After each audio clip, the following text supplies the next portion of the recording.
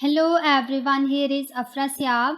Today we are going to solve Cambridge IGCSE Physics Paper 4 Theory Extended. Held on May-June 2018 and paper code is 0625 with variant 43. So let's start from question number 1.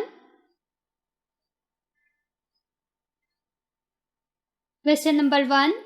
There is no atmosphere on the moon.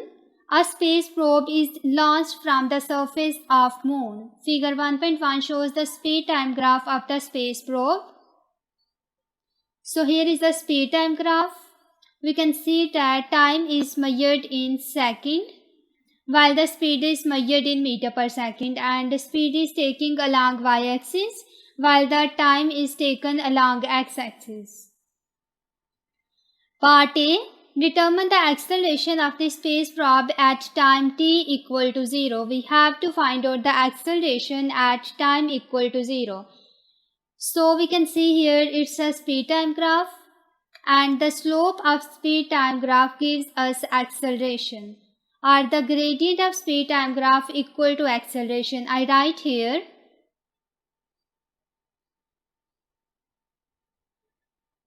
acceleration is equal to slope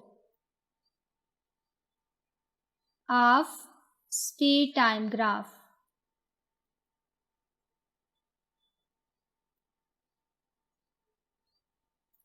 So we have to find out at time t equal to 0. First of all, I draw a tangent line here and then find out the acceleration.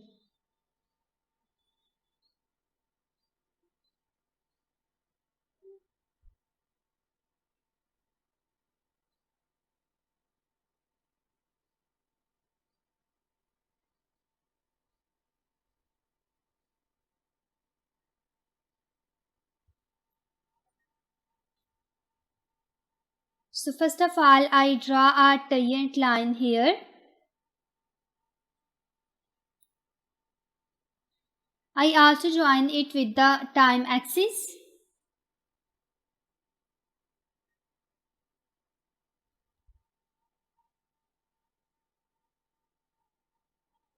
And with y-axis.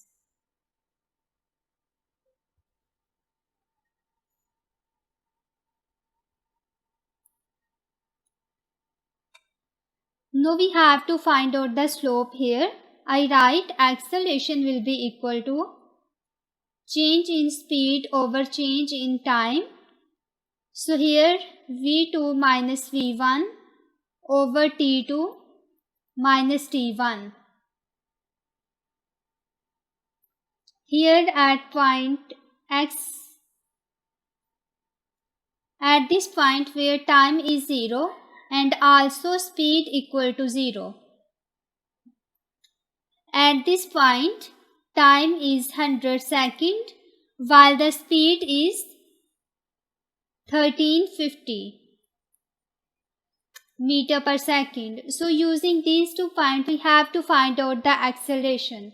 So I write here A is equal to v2 minus v1 over t2 minus t1.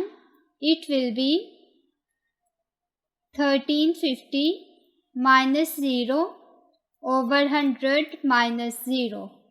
So it will be 1350 divided by 100, that is equal to 13.5. The unit of acceleration is meter per second square. So I write acceleration will be equal to 13.5 meter per second square. Part B. Between time equal to 0 and time equal to 150 seconds, the acceleration of the space probe changes. Part 1. Without calculation, state how the graph shows this. So going back to the graph,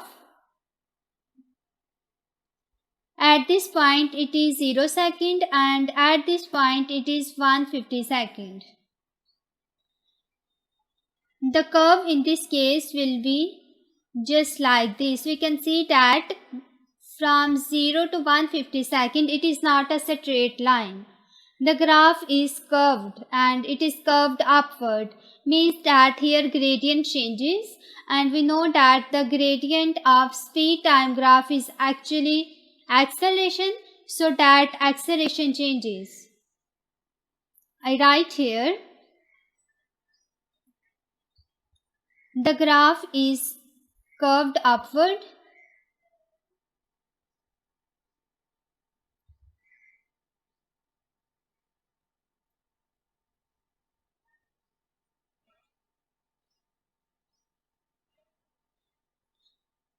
which means that the gradient changes, and the gradient is actually acceleration.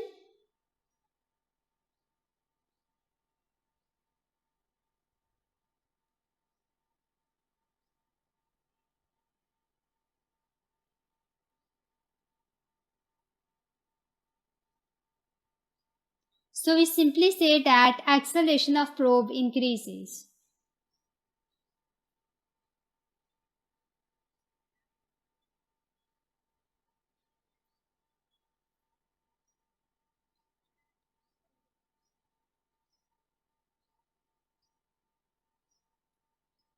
Going towards the next part, 2.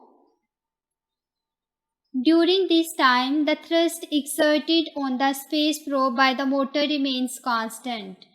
So, from 0 to 150 seconds, thrust remain constant. State one possible reason why the acceleration changes in the way shown in figure 1.1. So here thrust remains same, but the mass of space rocket decreases as the fuel decreases. We know that when we launch rocket, then it will move upward by expelling burning gases in the reverse direction, and when the mass losses, then it gains higher and higher speed, which means that as the fuel decrease, the mass of the space rocket also decrease, and here mass decrease but the thrust remains same. It means that force is constant. So according to Newton's second law, if force remain constant, then by decreasing mass causes the acceleration to increase. So we can simply say that in this way the acceleration changes. I write here the mass of space rocket decrease as the fuel decreases.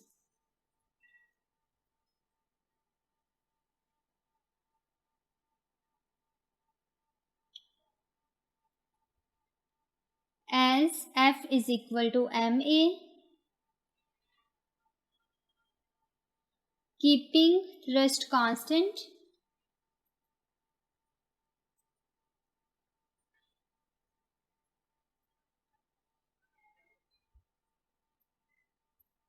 acceleration changes.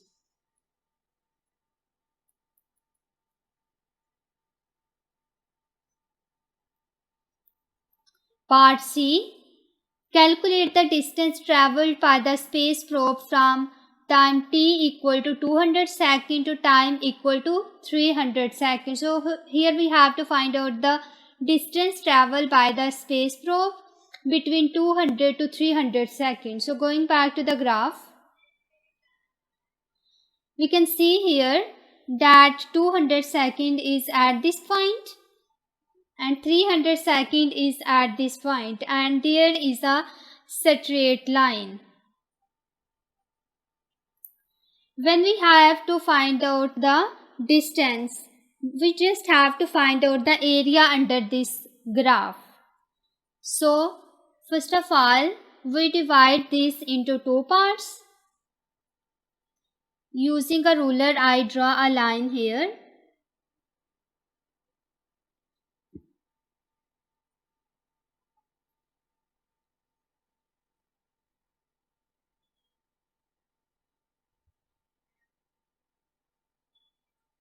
I also draw vertical line.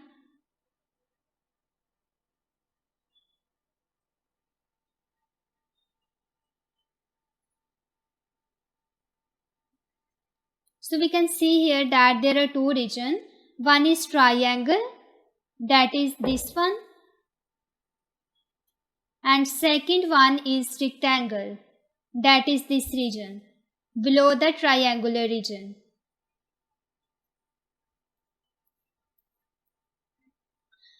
I label it as region 1 and this as region 2. Now we see that at this point time is 200 and at the other point time is 300. We also have to find out the speed. At this point speed is 500 meter per second, while at this point speed is 4100. I write here it is 4100. So that the change in speed between these points will be 5000 minus 4100, so it will be equal to 900 meter per second. For the rectangular region, again at this point speed is 4100 and at this point speed is 0. So the difference of speed in this case will be 4100 minus 0. It will be 4100 meter per second. So I write here distance traveled by the space probe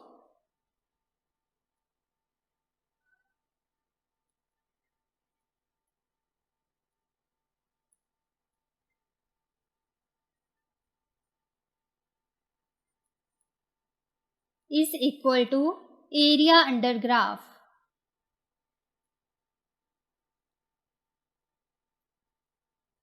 And it will be equal to area 1, that is for the triangular region, plus area 2, that is for rectangular region. So first of all I write the area for region 1. So it's a triangle and its area will be 1 over 2 base, that is time 300 minus 200. It is equal to 100 second, multiply by speed, that is here 900. So I write here 1 over 2 multiply by 100 and 900. For region 2 area is, as you can see that region 2 is a rectangle, so the area of rectangle will be base multiplied by height. In this case base is time and height is speed, so it will be 100, that is time, multiplied by 4100. 4100 is speed, so it will be equal to 100 multiplied by 4100. So that the distance will be equal to 455,000 meters. We also write it as 4.5 into 10 की power 5 meter, and when we round off it will be 4.6 into 10 की power 5 meter. So it is a distance traveled by the space probe. I write here 4.6 into 10 की power 5 meters. Question number 2. A rifle fires a bullet of mass 0.020 kilogram vertically upward through the air. As it leaves the rifle, the speed of the bullet is 350 meter per second. Part A. Calculate. First, the kinetic energy of the bullet as it leaves the rifle. Here we have to find out the kinetic energy, and we are given the mass of the bullet and the speed of bullet. We know that kinetic energy is the energy that is possessed by a body due to its motion, and its formula is kinetic energy is equal to half mv square. Mass is given 0.020 kilogram and speed is given 350 meter per second, and we have to take care of this value so that the value of kinetic energy comes to be 1225 joule, and it is also equal to 1200 joule, so that kinetic energy is equal to 1200 joule. Part 2. The maximum possible height that the bullet can reach. Here we have to find out the maximum height that can be attained by the bullet. Here we use the concept that loss of potential energy is equal to gain in kinetic energy, but in this case we have to find out the maximum height.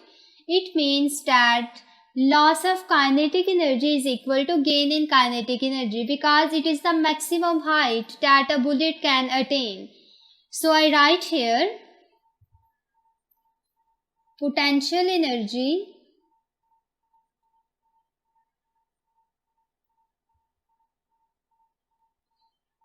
will be equal to kinetic energy.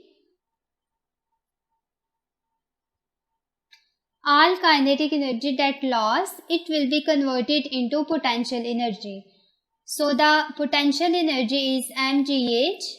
It will be equal to kinetic energy, and here we have to find out the maximum possible height that is given by h.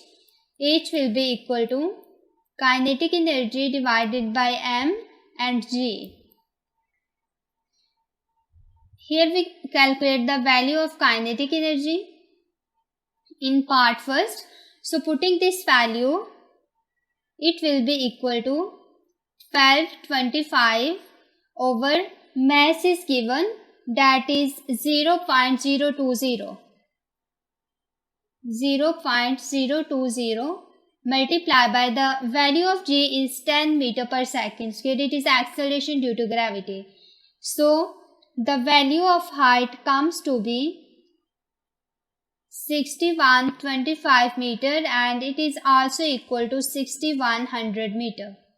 So the maximum height that can be attained by the bullet is 6100 meter. Part B. The actual height reached by the bullet is less than the value calculated in Part 2. Part 1. Explain in terms of forces acting on the bullet why this is so. If I consider that it's a bullet and it is moving in upward direction, so there is a gravitational force that is acting on this bullet in downward direction, and I represent it with Fg. As the bullet is moving in upward direction, there is also the air resistance force that is acting in the opposite direction of the motion of bullet. So the force due to air resistance will be acting in downward direction. Now we can see here that gravitational force and force due to the air resistance, both of these are acting in downward direction, and these added up to give us the resultant force. So the resultant force will be the sum of gravitational force plus the force due to air resistance. Now as the height increases, the resultant force increases, so that the deceleration also increases. I write here, as the bullet moves upward,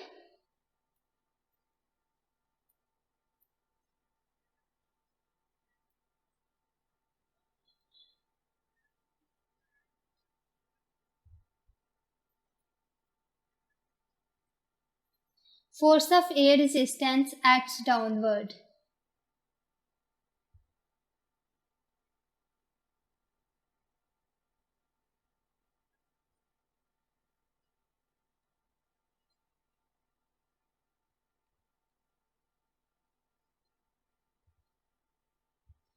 As height increases,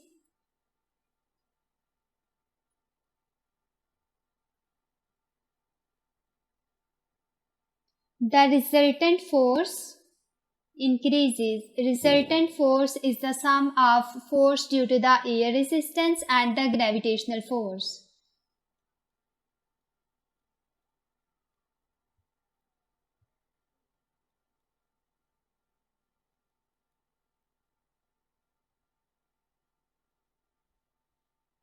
So the deceleration increases.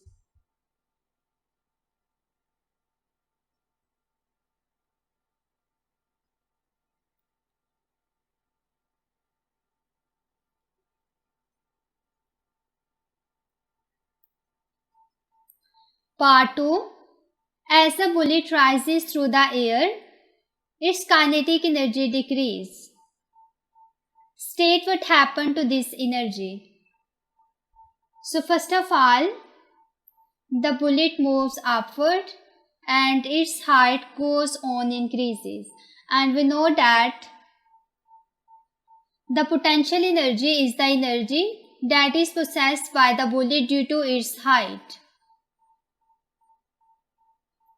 And its formula is mgh.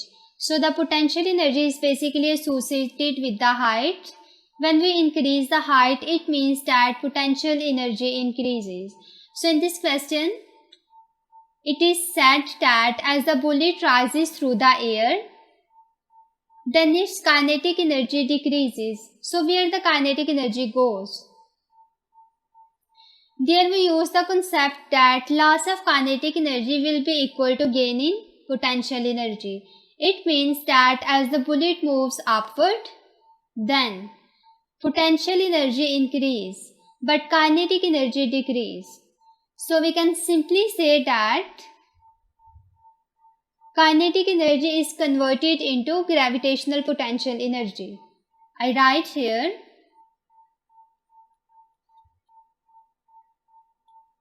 kinetic energy is converted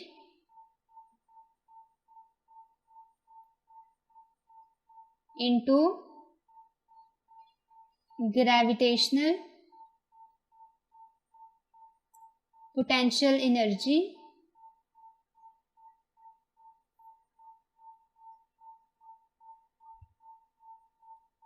and some part of kinetic energy is also be converted into the thermal energy.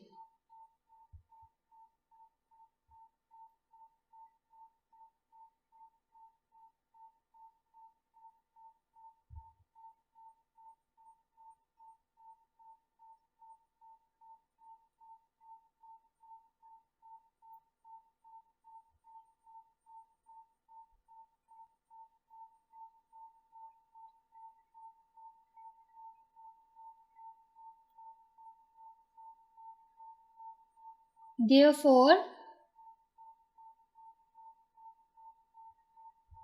kinetic energy decrease.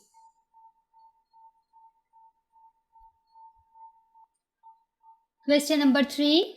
On a particular day, the atmospheric pressure is 1.0 into 10 की power 5 Pascal.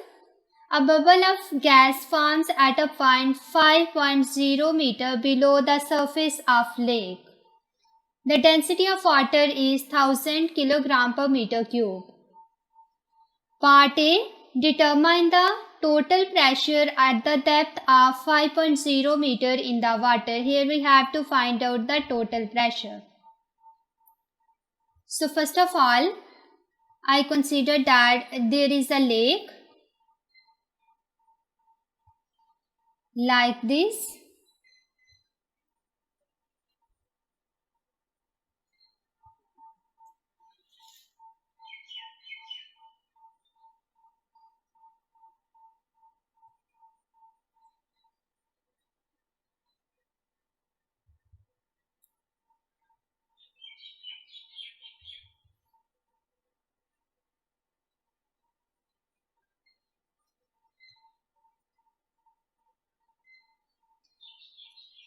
So there is a bubble of gas.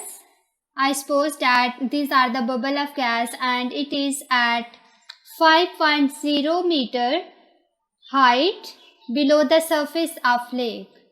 It means that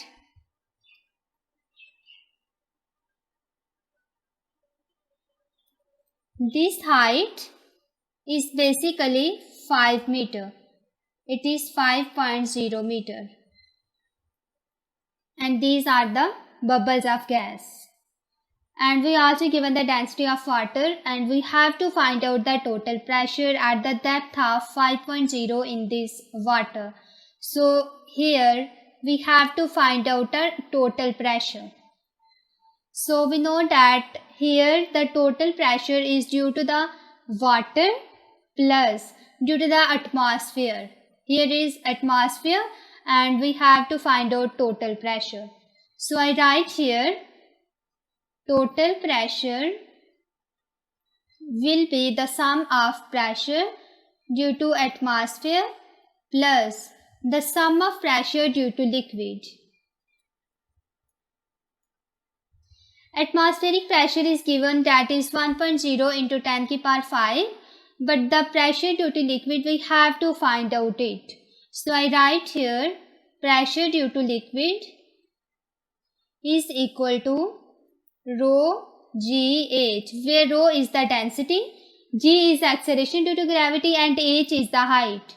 So density is given 1000 multiplied by G is 10 meter per second square, and we have to find out at the depth of 5.0 meter. So it will be 5.0. So the pressure due to the liquid comes to be 50,000 Pascal. The unit of pressure is Pascal.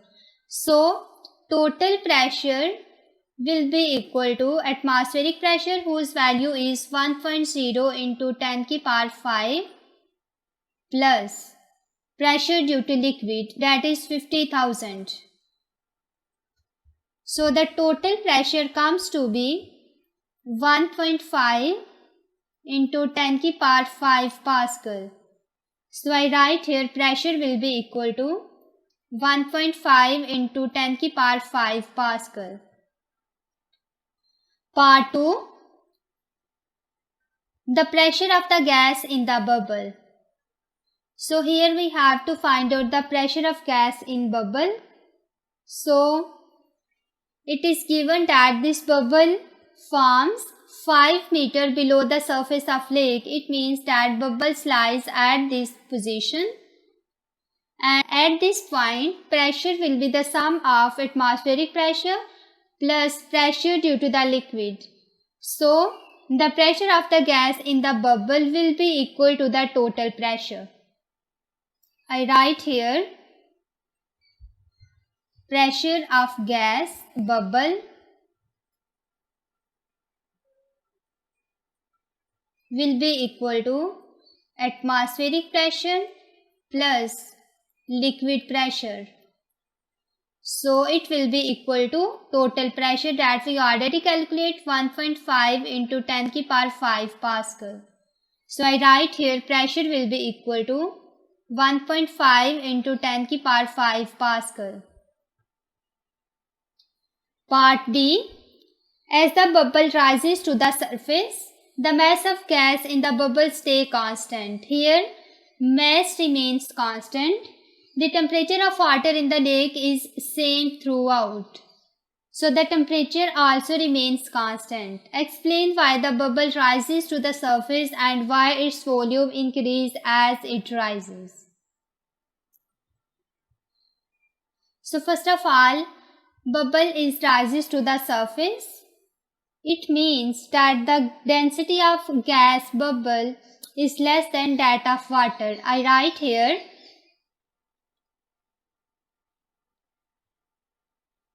density of gas will be less than the density of water.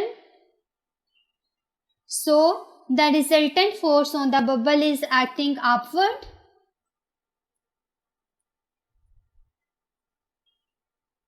It is acting in upward direction, so the bubble rises.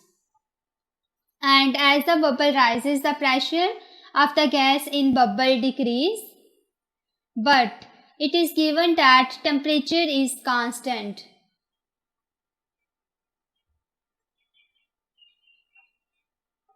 So at constant temperature, when the pressure decrease, volume increase.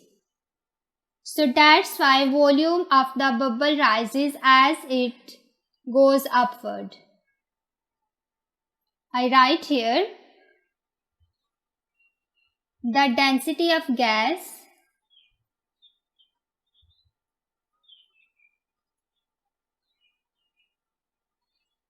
is less than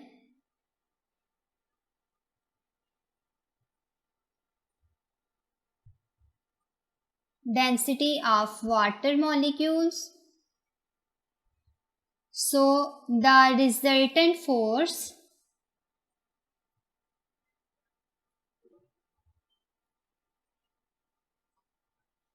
on bubble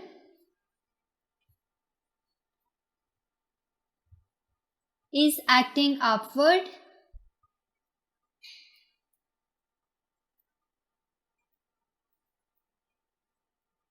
so it rises. As bubble rises,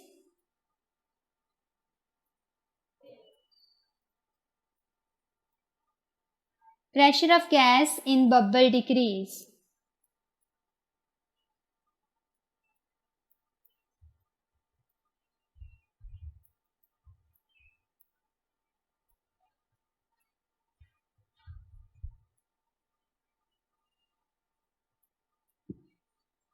So as the temperature is constant,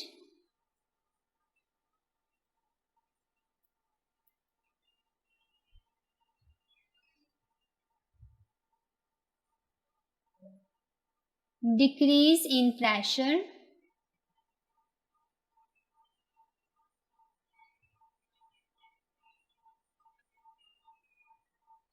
cause the volume to increase.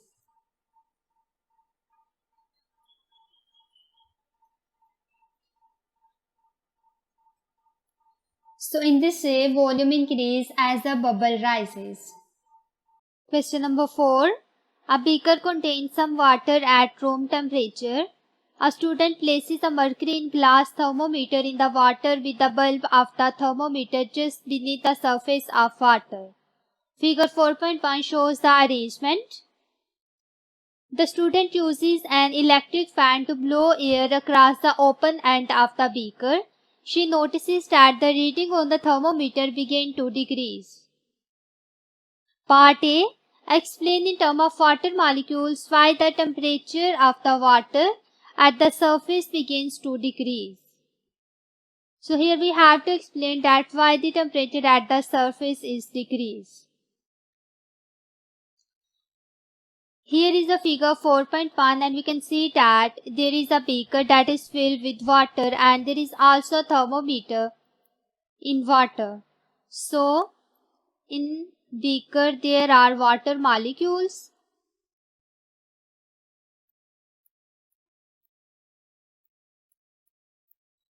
The water molecules that are at the surface, these are more energetic.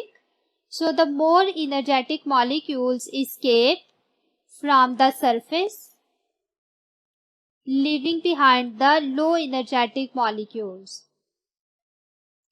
So the average kinetic energy of the molecules that left behind decrease, and temperature is directly related with the average kinetic energy.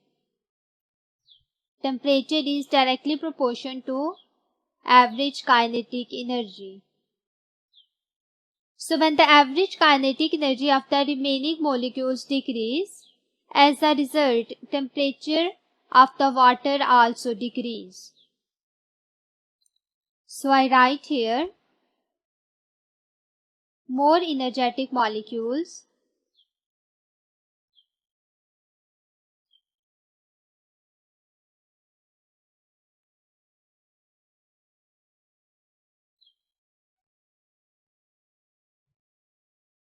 escape from surface of water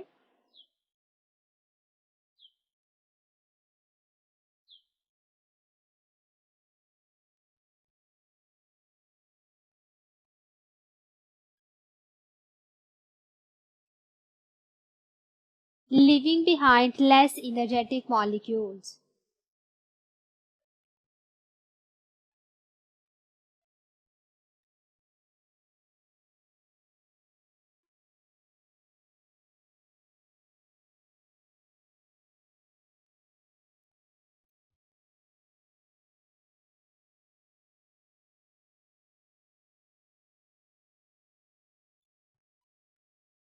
So in weaker there are less energetic molecules means that the average kinetic energy of the molecules decreases, so that the temperature also decreases.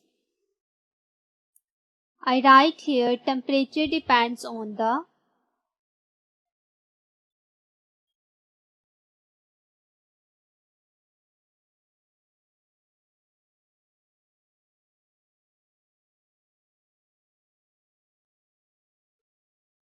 average kinetic energy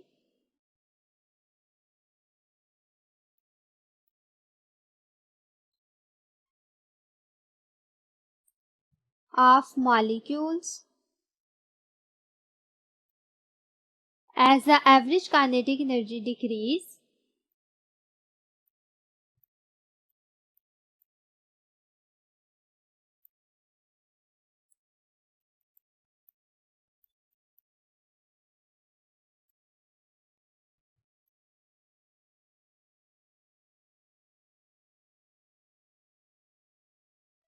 the temperature of water molecules decreases.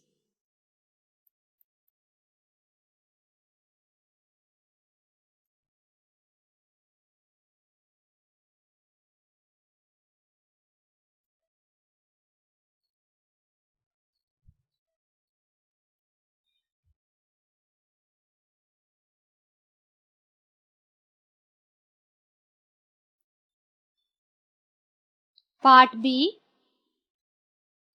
The student places the thermometer near the bottom of the beaker.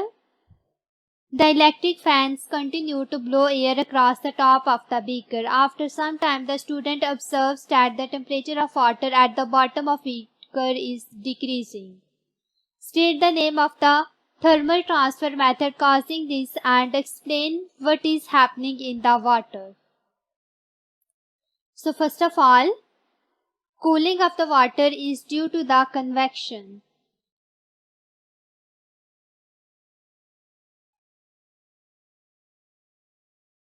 As we know that this beaker is full of water, so at the surface water molecules are cooler.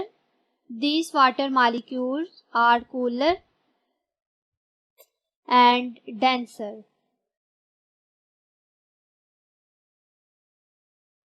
so that the cooler water molecules sink and the warmer water molecules rises.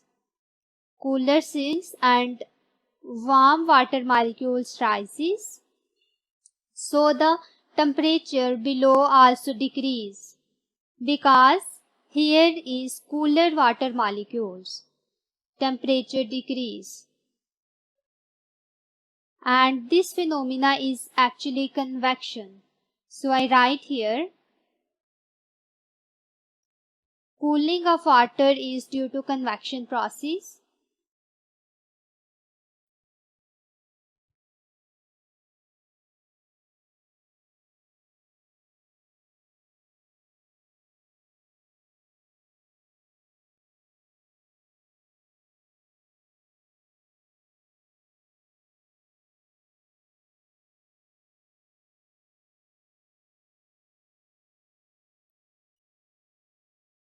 At the surface,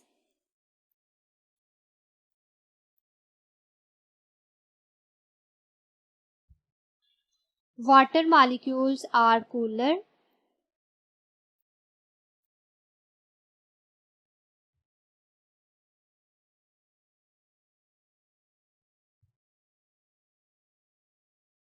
and more denser.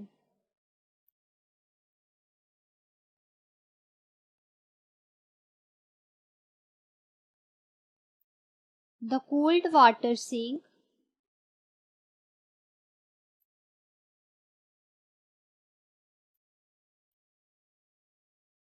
and warm water rises.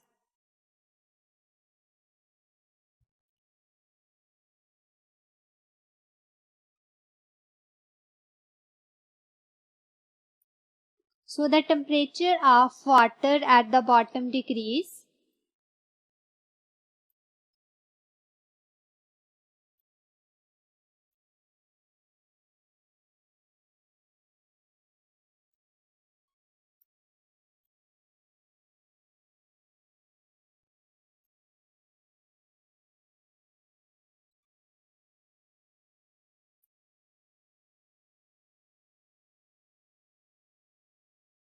Due to convection.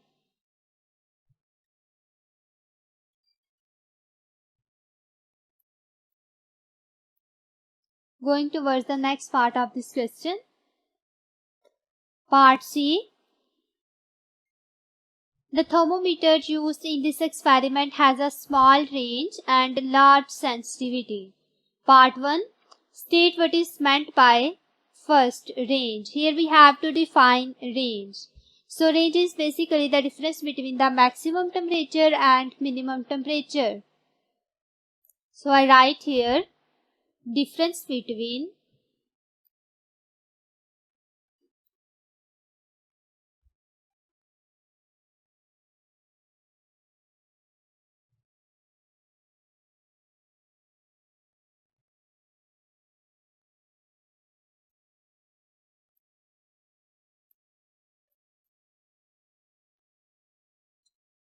maximum temperature and minimum temperature it can measure.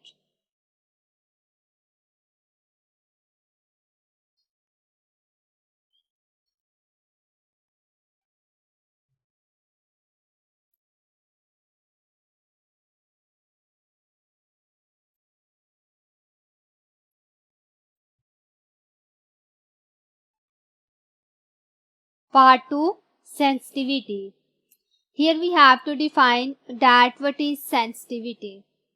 So sensitivity, the distance moved by the mercury per unit change temperature. When we change small temperature, the mercury covers some distance. This is basically known as sensitivity. I write here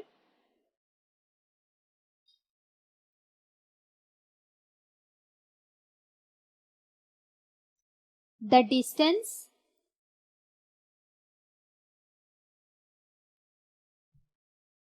moved by mercury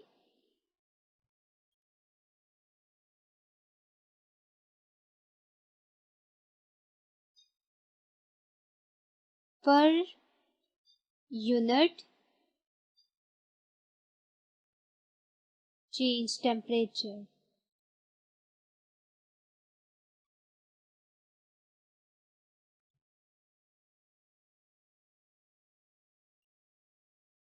Part 2.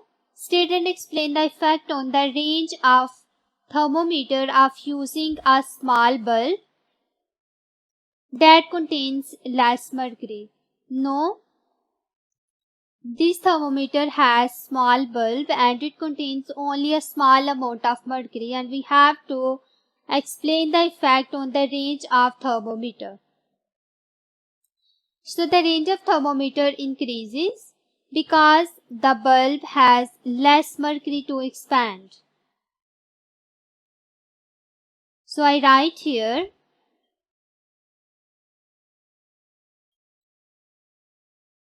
range of thermometer increases because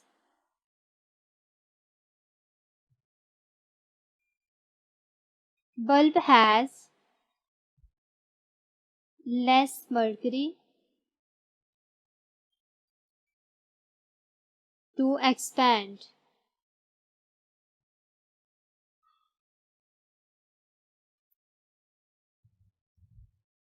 Question number 5, part A.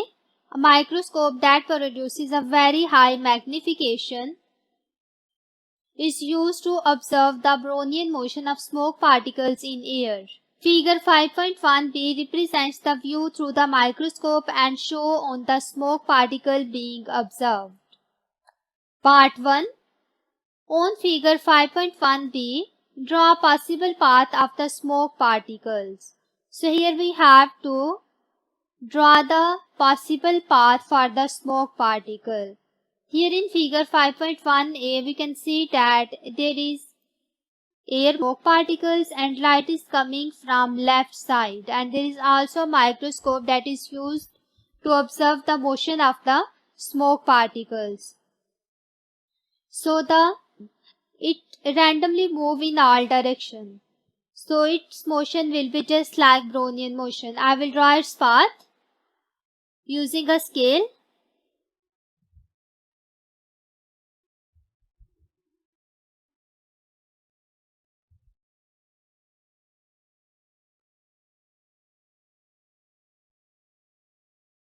So it can randomly move in any direction.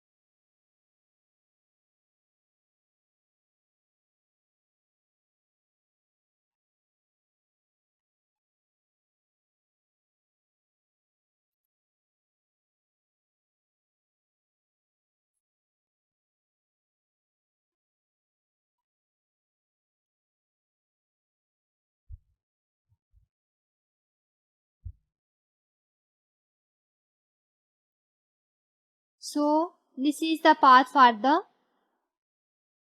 smoke particle.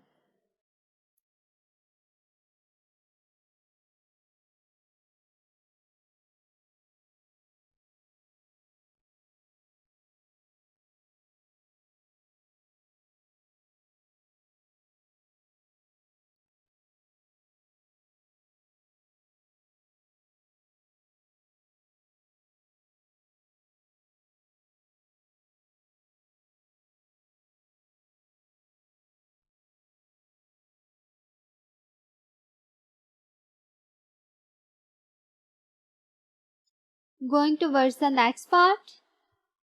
2. Describe how air molecules cause the smoke particle to follow the observed path. Here is air molecule and the smoke particles, and the air molecules move randomly in all possible directions. So the small air molecules traveling in random direction collide with the large smoke particle like this, and the smoke particle move in the direction of larger force. So in this way, the small air molecules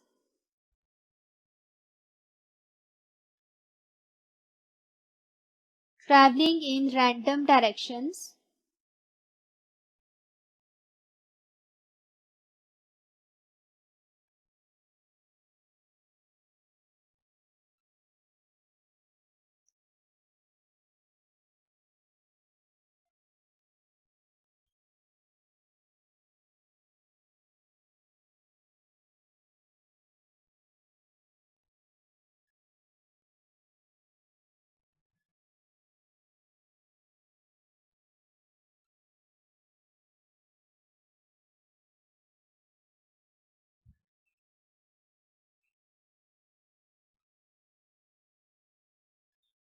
the smoke particles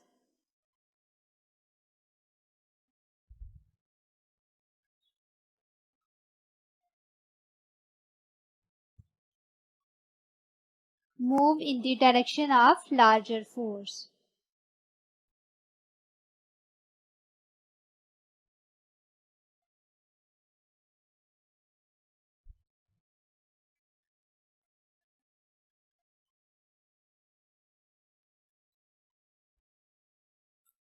Part B. Figure 5.2 shows the volume of gas in a cylinder. Here is the figure 5.2 and there is a gas inside the cylinder and there is also a piston. The piston in the cylinder is free to move. The piston moves to the left when the temperature of the gas is decreased. Explain in terms of molecules of the gas why this happens. So first of all, here temperature decrease.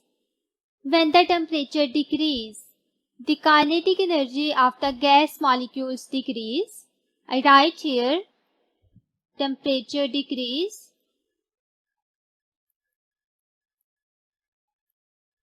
So does kinetic energy decrease, and kinetic energy is equal to half mv square. By decreasing kinetic energy, the speed of gas molecules also decrease. So the average speed of the molecules decrease often on the piston and walls of the cylinder. So there is a collision of these gas molecules with the piston and also with the cylinder often. The force of collision on the walls decreases because there is less change in momentum. Due to this change in momentum, the force of collision on the wall are also be decreased. So when the force decrease, the pressure of a gas decrease, because pressure is equal to force over area. By decreasing force, pressure also decrease. So it means that the pressure of gas molecules inside the container is less as compared to atmospheric pressure, so that the piston moves towards the left. I write here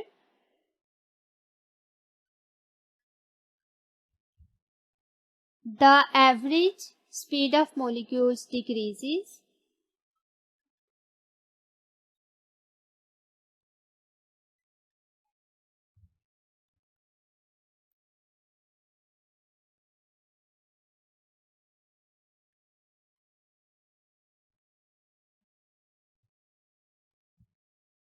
the molecules collide less often on piston.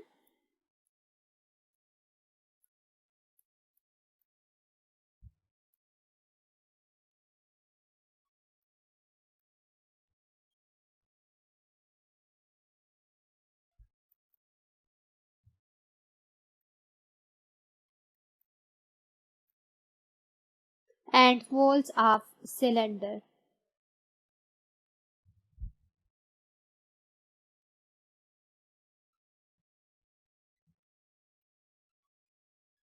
The force of collision on wall decreases.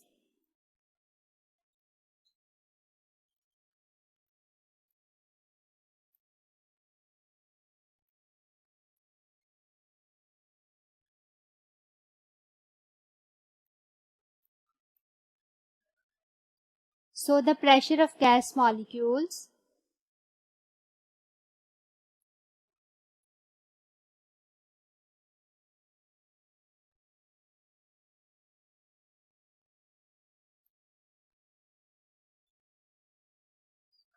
inside cylinder decrease.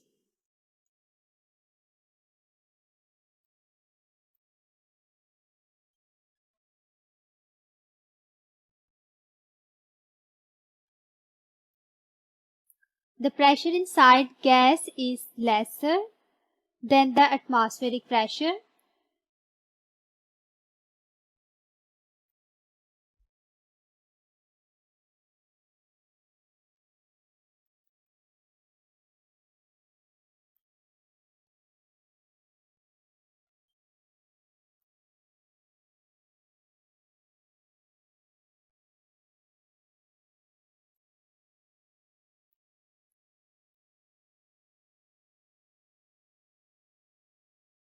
So the piston moves to left.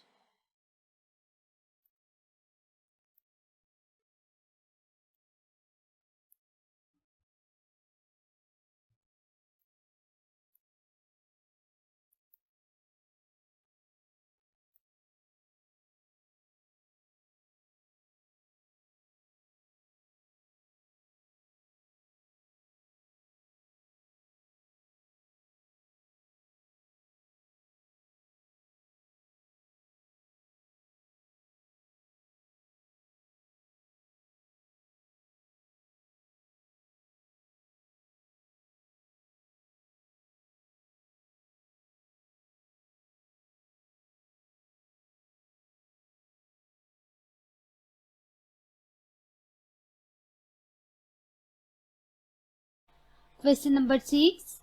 Sound is a longitudinal wave.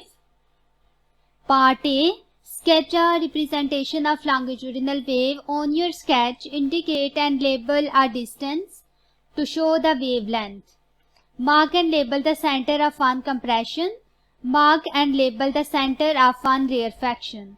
So first of all, sound is a longitudinal wave, and in longitudinal wave the particle of medium moves in the direction of propagation of wave, and longitudinal wave consists of compression and rarefaction.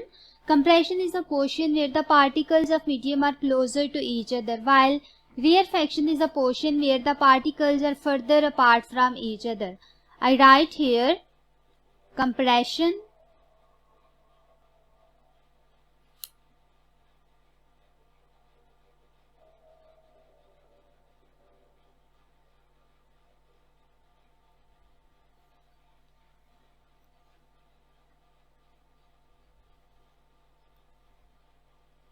compression,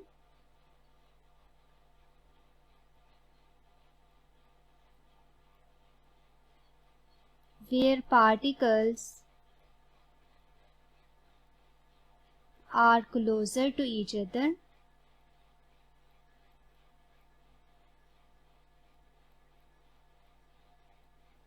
and second one is rarefaction,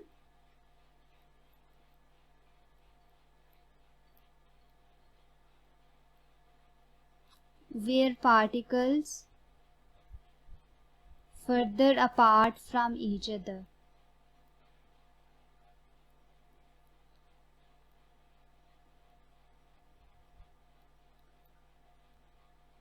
So in this question we have to draw the longitudinal wave and label the center of compression, rarefaction, and the distance that is equal to one wavelength. So first of all, drawing the longitudinal wave, I use a ruler.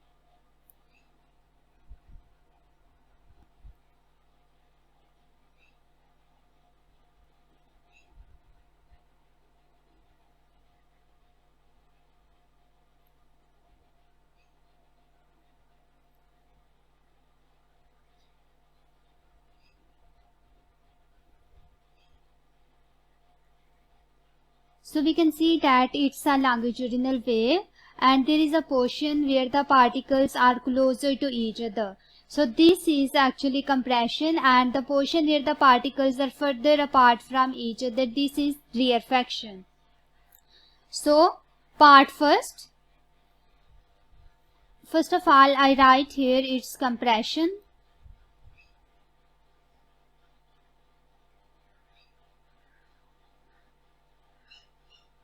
And its rarefaction. So part first, indicate and label a distance to show the wavelength. So first of all, wavelength is the distance between two consecutive compressions or rarefaction. I write here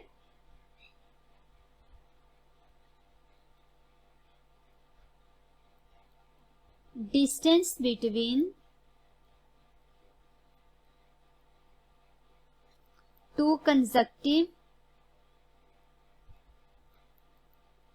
compressions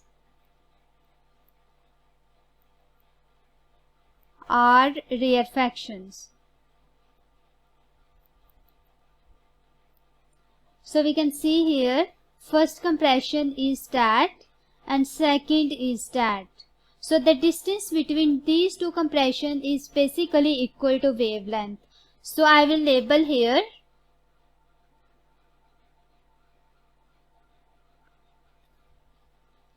the distance from this point to this is basically one wavelength.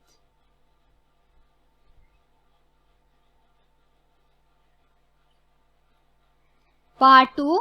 Mark and label the center of one compression. So first of all we have to label and mark the center of compression. Compression will be at this point. I write here cross and also C, that is compression. And part 3, mark and label the center of rarefaction. So see, these are the rarefaction and this is the center of rarefaction. I place a cross here and label it with R. Part B. A longitudinal wave passes from one medium into another. The speed of wave is slower in the second medium. State what happened to the frequency of the wave. So first of all we have two medium and a longitudinal wave as it passes from one medium to another. Then its speed changes. It becomes slower. It means that first medium is rare medium while the second medium is denser medium. If I consider that it's a block that acts as a denser medium, then the ray of light coming from air, that is first medium, and it is glass, I suppose that. So a ray of light is coming in this direction and there will be the normal. So this ray will bend towards the normal line because of the greater density of glass. So in the glass, the second medium, the ray will slow down. It means that its speed decreases. So we have to tell the effect on the frequency of the wave. Frequency remains same because frequency is the total number of cycles. So there will be no effect on the frequency of the wave. I write here it remains same. Part 2. The wavelength of the wave. So using the relation V is equal to F lambda. So here frequency is same.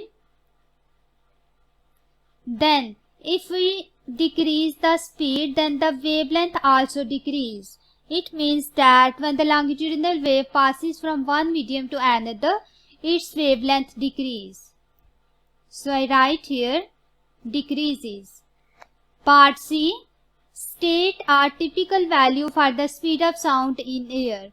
So the speed of sound in air ranges from 320 to 350 meter per second. I write here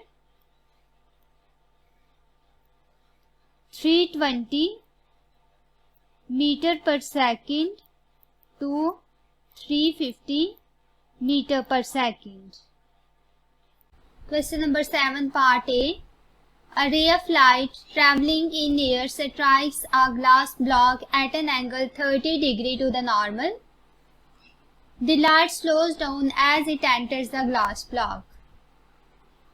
State and explain in terms of wavefronts what happened to the light. So first of all, here is the glass block on which ray of light falling. When it strikes the glass block, it goes inside the block and bends. Its path changes. So the light slows down, and we have to explain in terms of wavefronts that what happened to the light. So first of all, here I draw a glass block and the path of ray when it enters the glass block.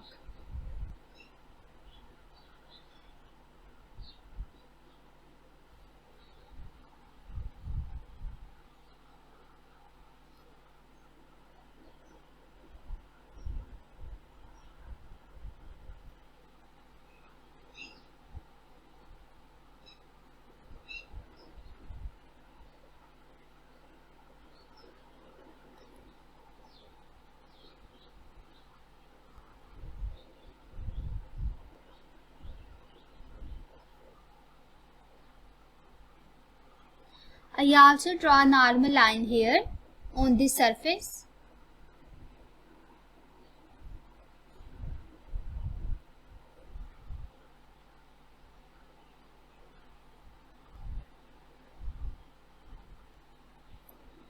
So a ray of light from air falls on the boundary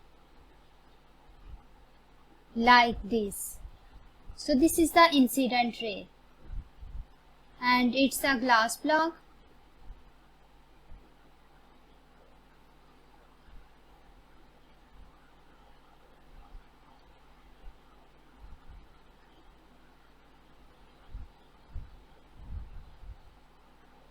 So when this ray incident on the glass block, it enters in the block and its path changes.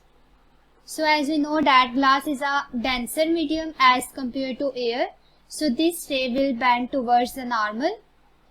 I will draw its path.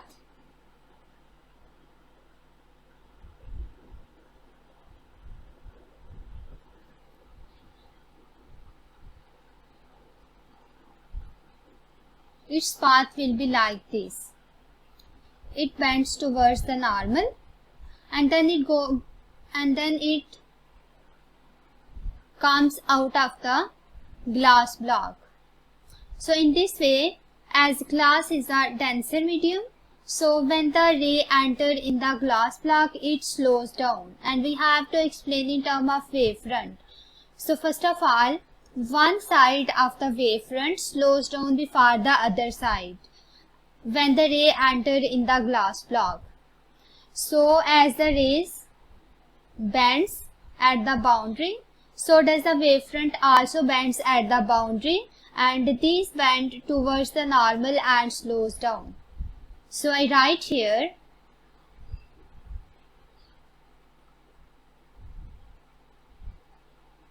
one side of wavefront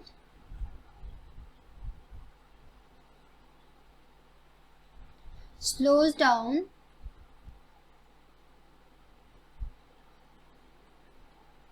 before other,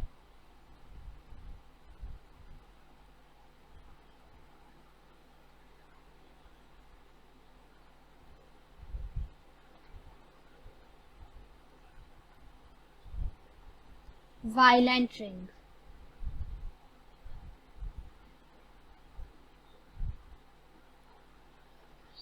Wavefront bends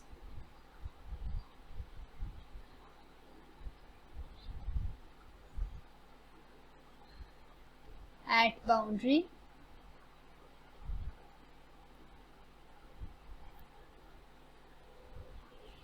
so they bend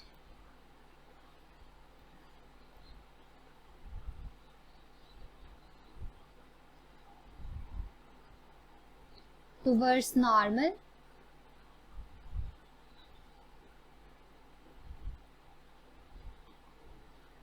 and slows down.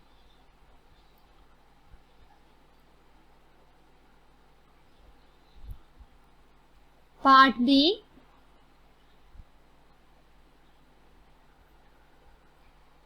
The speed of light in this block of glass is 1.9 into 10 to the power 8 meter per second. Calculate the refractive index of the glass. Here we have to calculate the refractive index. And when speed of light is given, we can easily calculate the refractive index, and we use the formula that n is equal to C over V, where n is the refractive index, C is the speed of light in air, and V is the speed of light in any medium. Here the speed of light in the block is given. It means that here medium is block. So we have to find out the refractive index. I'm going to put values here. The value of C is 3 into 10 to the power 8 divided by V is 1.9 into 10 to the power 8 meter per second. So that the value of refractive index comes to be 1.6. I write here it is equal to 1.6.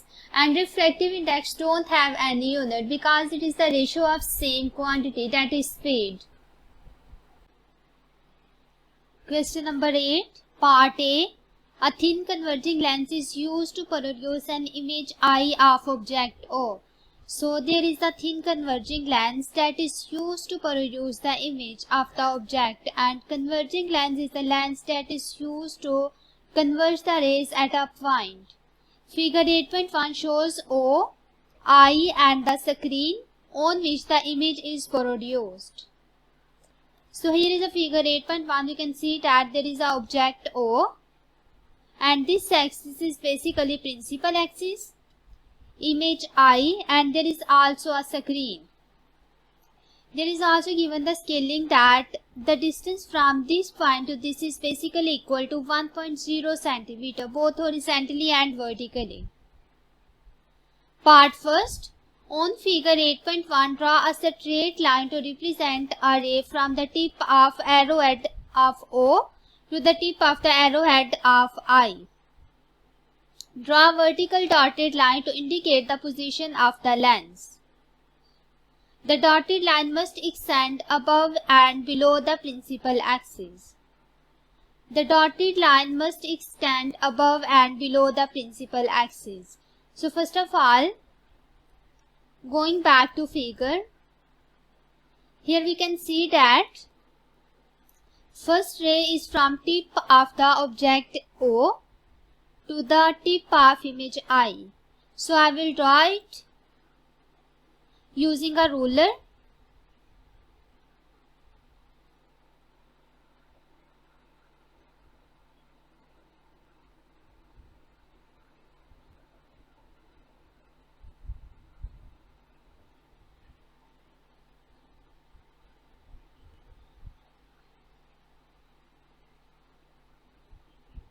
So this is the path of first ray. I place arrow here to show its direction. And the second part of this question, draw a vertical dotted line to indicate the position of the lens. We also have to indicate the position of this lens. For that we have to draw the vertical dotted line. So where will be the position of lens? The point where this line cuts the principal axis is basically the position of lens. Now I am going to draw here a vertical line.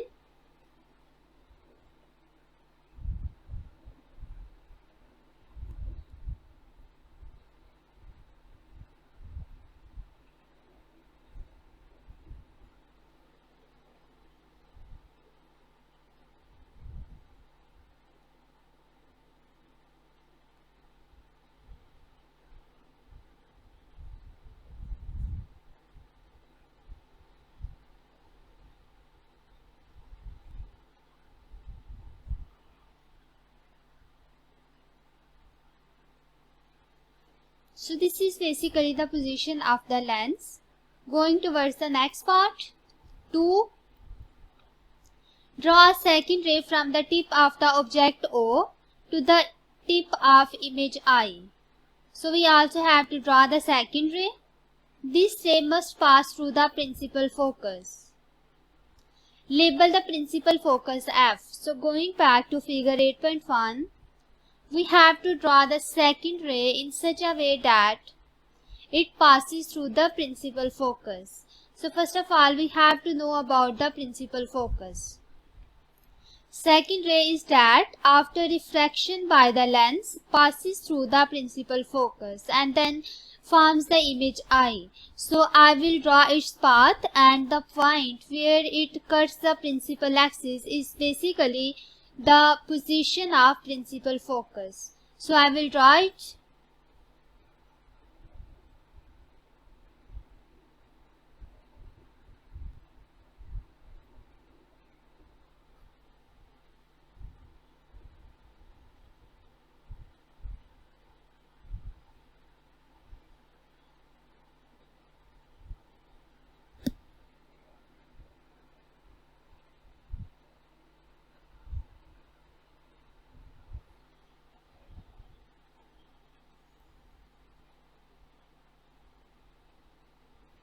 So this is the path for the second ray,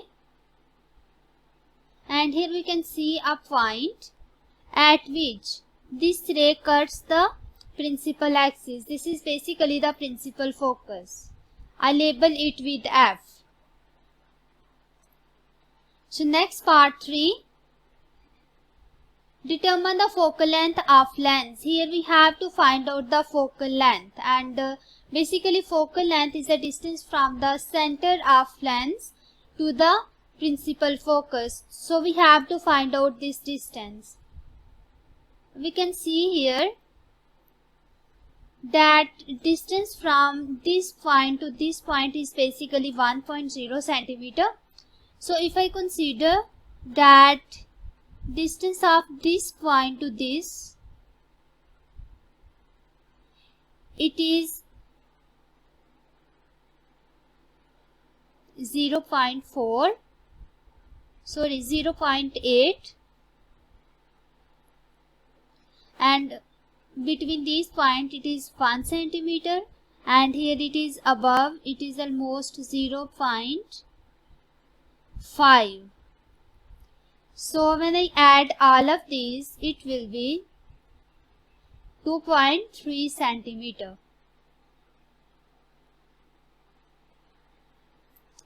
It means that the distance from the center of lens to the principal focus is 2.3 centimeter, which is the focal length of this lens.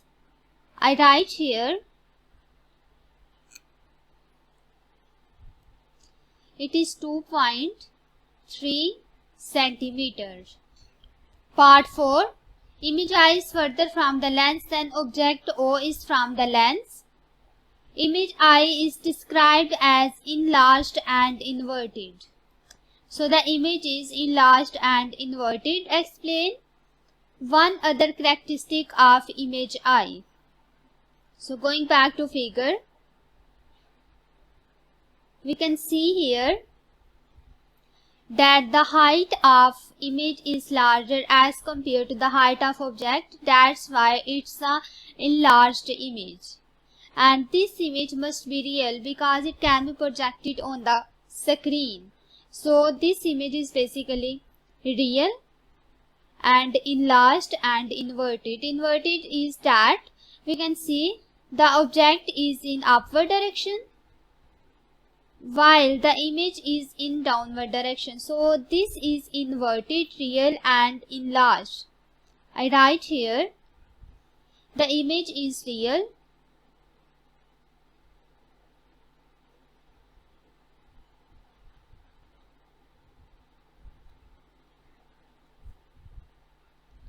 because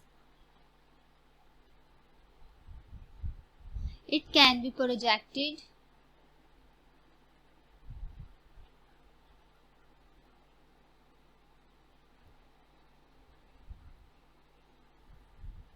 on screen. Next part B. Figure 8.2 shows a spherical fish bowl full of water by a window. A black curtain hangs behind the fish bowl. So here is a figure 8.2. We can see that there is a fish bowl that is full of water. There is water inside this, and there is also a window and a black curtain. A bright sunlight falls on the window. We can see in the figure 8.2. When full of water, the fish bowl can act as a converging lens. So this fish bowl is basically act as a converging lens. Suggest one possible hazard of leaving the fish bowl next to the window in bright sunshine. So what will happen here?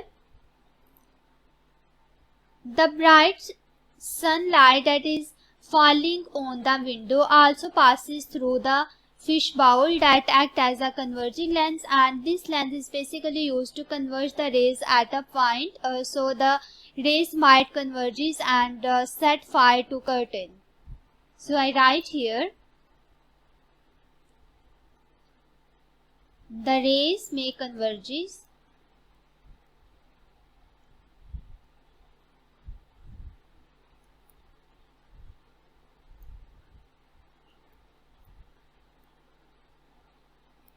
and set fire to curtain.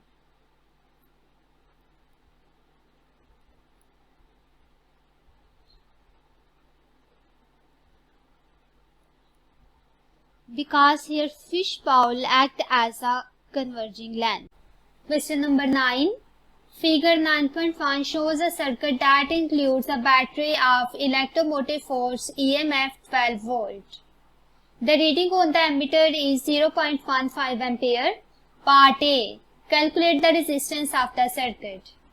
So in figure 9.1 we can see that there is a resistor whose resistance is 20 ohm and ammeter that is used to measure the current, and there is also battery whose EMF is 12 volt, a variable resistor, and voltmeter is connected in parallel with the variable resistor. And we have to find out the resistance of circuit by using Ohm's law, that V is equal to IR and R is equal to V over I. The potential across the battery is 12 volt divided by the current that is taken by the ammeter. The current that is measured by the ammeter is 0.15. So the value of resistance comes to be 80 ohms. I write here resistance is equal to 80 ohms.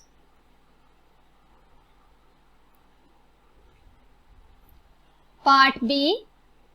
The variable resistor is adjusted so that its resistance decreases. Part 1. State what happened to the reading on ammeter.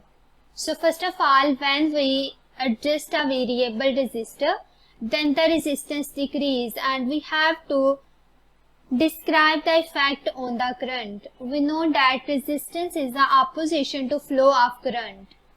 When resistance decreases, current automatically increases.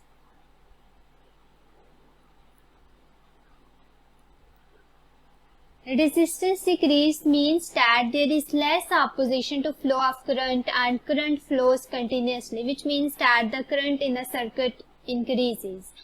So I write here reading on ammeter increase because ammeter is used for the measurement of current. As the current in circuit increases, so does the reading on ammeter increases.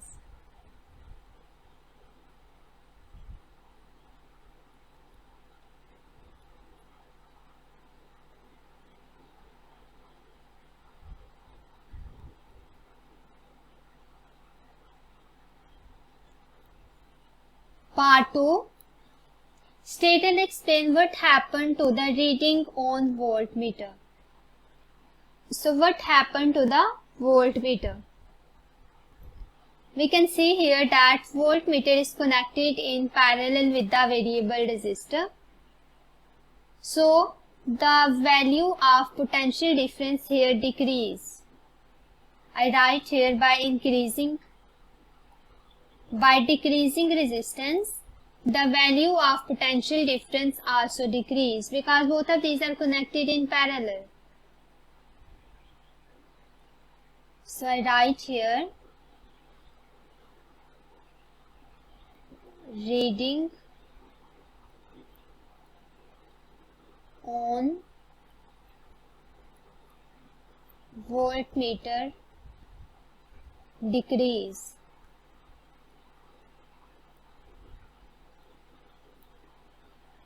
Going towards the next part.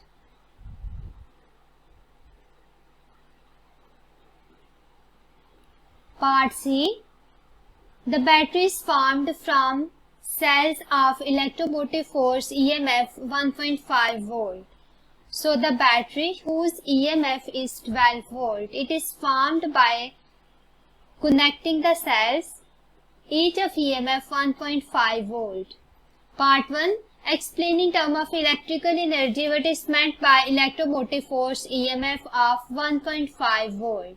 So here we have to describe that what is meant by electromotive force.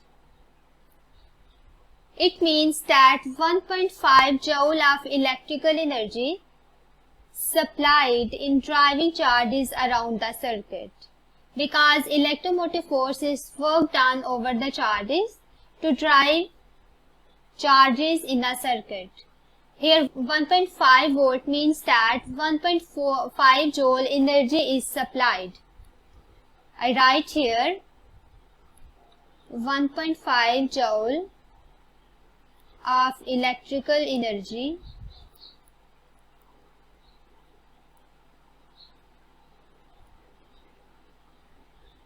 supplied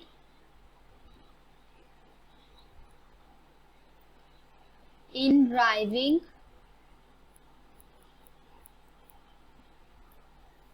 charges around the circuit.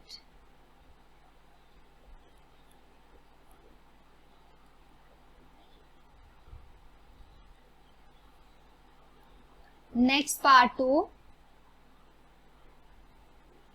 State how many 1.5 volt cells are connected in series to form of a battery. So how many 1.5 volt cells are connected in series to form of a battery? So we can calculate the total cell by dividing the battery EMF with the EMF of individual cell. So I write here EMF of battery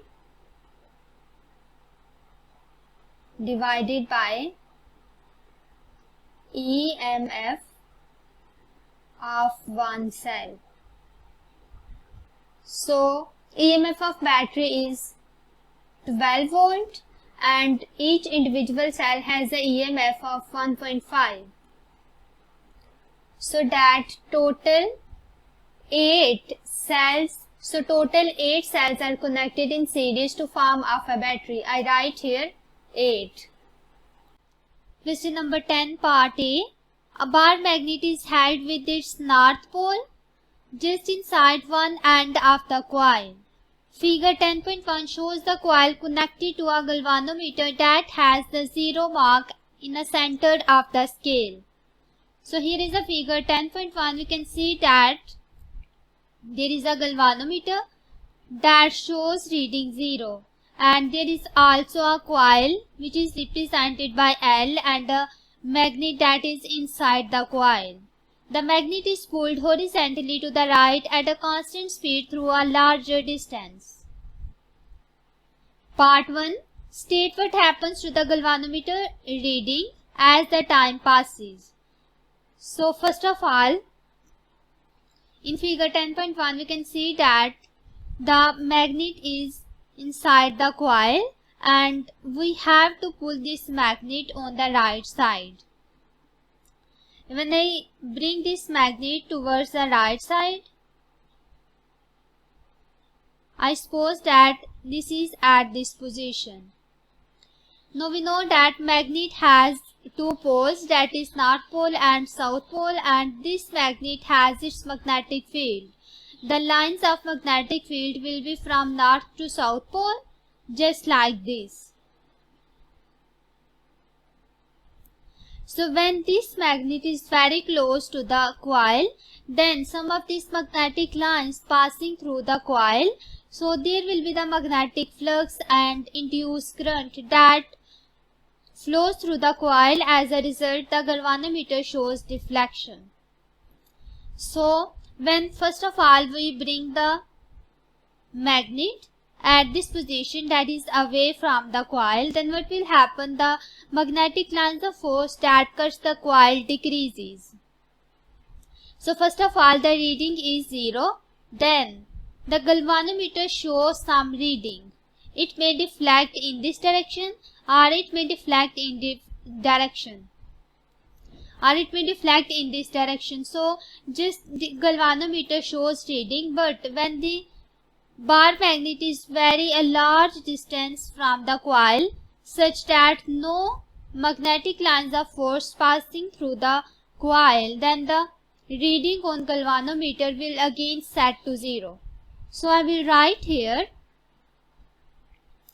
there is a reading on the galvanometer.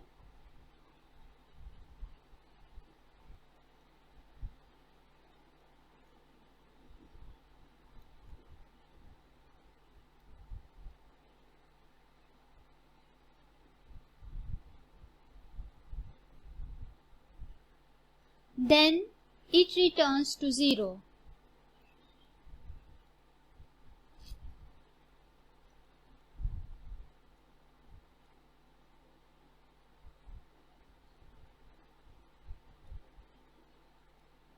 Part 2.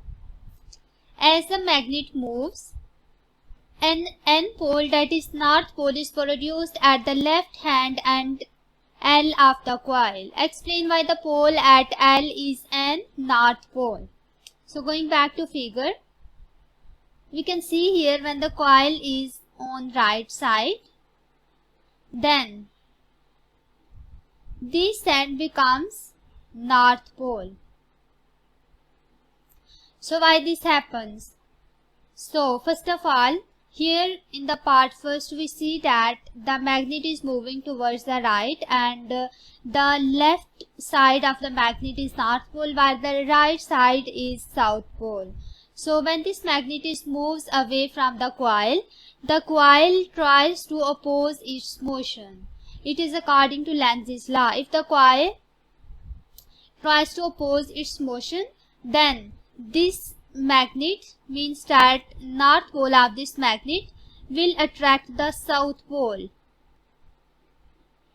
In this case, the coil opposes the motion of the magnet. If it is moving towards the right, then here it divides south pole, so that south and north attract each other, due to which the magnet does not move towards the right. So in this case, when there is a south pole, here it appears north pole. So I write here, south pole at right hand end,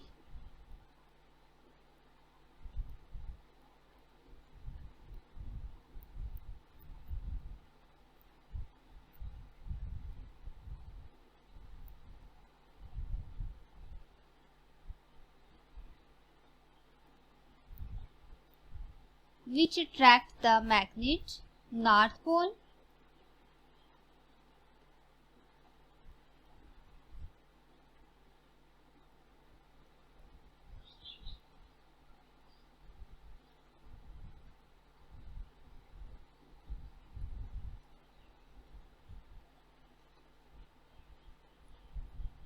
To oppose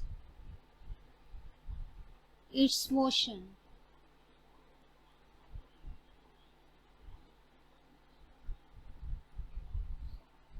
That is according to Lenz's law. Part B. A transformer has Np turns on the primary coil and Ns turns on the secondary coil. The transformer is used in a school laboratory as a 12-volt alternating current AC supply. The transformer is powered from the 240-volt AC main supply. Part first, determine the turn ratio NP over NS of the transformer. Here we have to find out the ratio of the number of turns of primary to secondary coil, that is NP over NS, and we know that it will be equal to Vp over Vs, and we know that it is given 240 volt. That is, the transformer is powered from 240 volt AC main supply, which means that 240 is basically the primary voltage while 12 volt is secondary. So I write here 240 divided by 12 and it is equal to 20 over 1. So I write here 20 by 1. Part 2. The laboratory 12 volt AC supply is rectified to produce a direct current supply, that is DC. Underline the component that the rectification circuit must include. So first of all, rectification is a process by which the alternating current is changes into the direct current. So which component we need for this? These are the diodes that is used to convert alternating current into DC current. Question number 11, part A. State the type of radioactive emission that causes, part first, the proton number of a nuclei to increase by 1. Part 2, the nucleon number of a nuclei to decrease by 4. Part 3, no change in the proton number and no change in the nucleon number of nuclide. For this type of question, we have to know that there are three kinds of radioactive emission, that is alpha, beta and gamma. In the alpha decay, I suppose that there is a element X whose atomic number is C and mass number is A. When it undergoes alpha decay, then it changes into another element and also emit alpha particle, that is helium nuclei, whose mass number is 4 and atomic number is 2. Then we can see that this atomic number decrease by 2 while the mass number decrease by 4. Second, for the beta decay, if I again consider that it's an element and it undergoes the beta decay, then it changes into another element and there is a beta particle, that is electron.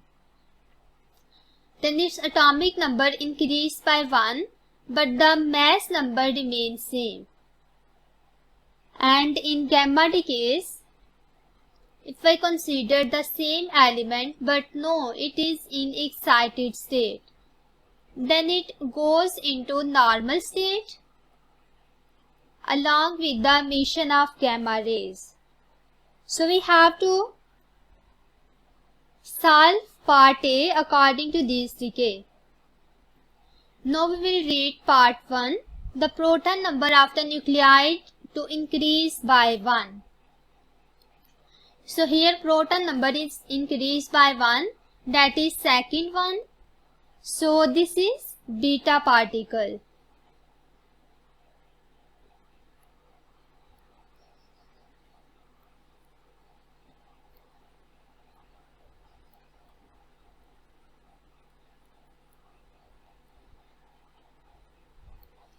Second, the nuclide number of the nuclide is decreased by 4.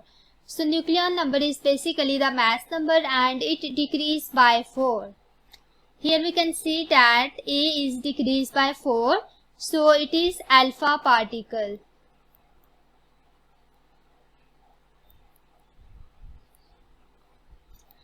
Part 3. No change in the proton number and no change in the nucleon number of a nuclide. So in this, both proton number and nucleon number remain same. That is last one, gamma rays. I write here gamma rays. Part B. The isotope radon-222 is radioactive and it decays by alpha particle emission. Part 1. Figure 11.1 shows a beam of alpha particle entering the electric field between two charged plates. On figure 11.1, sketch the path that the beam of alpha particles follow in the electric field. So we have to draw the path of the alpha particle as it enters in the electric field. In figure 11.1, we can see that the electric field is provided by the two charged plates.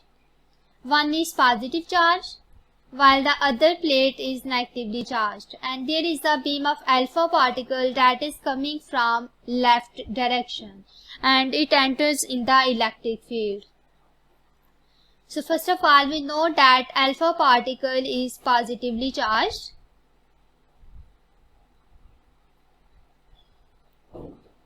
So when alpha particles enters into the electric field, what will happen? They will bend towards one plate. Towards which plate they bend? So positive charge repels the positive charge and negative charge attract the positive charge, and negative charges attract the positive one, due to which the alpha particles are attracted towards the negatively charged plate and these bend in downward direction towards the negatively charged plate.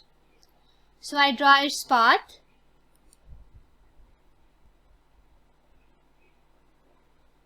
First of all, they come straight path. After that, they bend towards negatively charged plate like this. So this is the path of alpha particles as they enters into the electric field. Part 2. The half-life of radon-220 is 56 seconds. A sample of this isotope contains 7.2 into 10 to the power 6 atoms. Predict the number of alpha particles that the radon-222 in the sample emits in the next 168 seconds.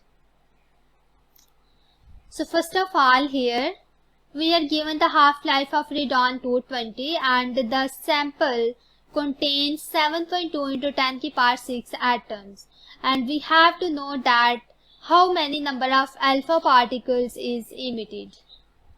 First of all, for that we have to know to find out the total number of half-lives. I write here total number of half-lives. It will be equal to total time, that is 168 seconds over half-life, that is 56. 168 divided by 56 and it becomes 3. It means that the total number of half-lives is 3. So I draw here a table for half-life and second one is number of atoms.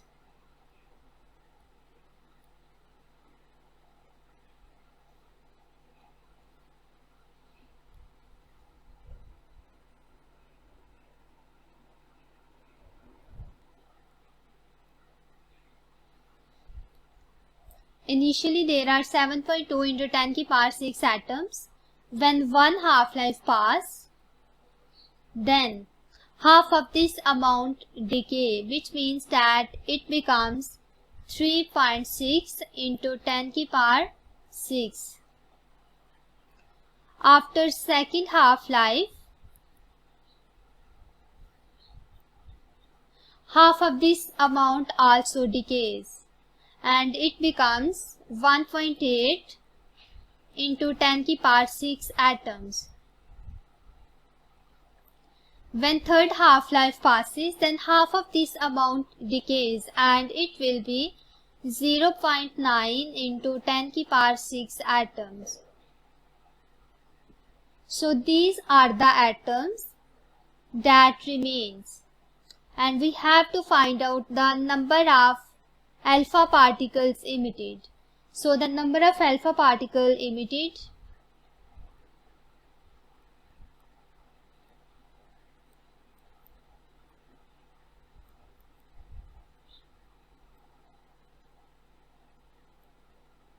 it will be equal to initial sample, that is 7.2 into 10 की power 6, 7.2 into 10 की power 6 minus this amount that left behind, 0.9 into 10 की power 6, and it comes to be 6.3 into 10 की power 6. So the number of alpha particle emitted will be equal to 6.3 into 10 की power 6 atoms.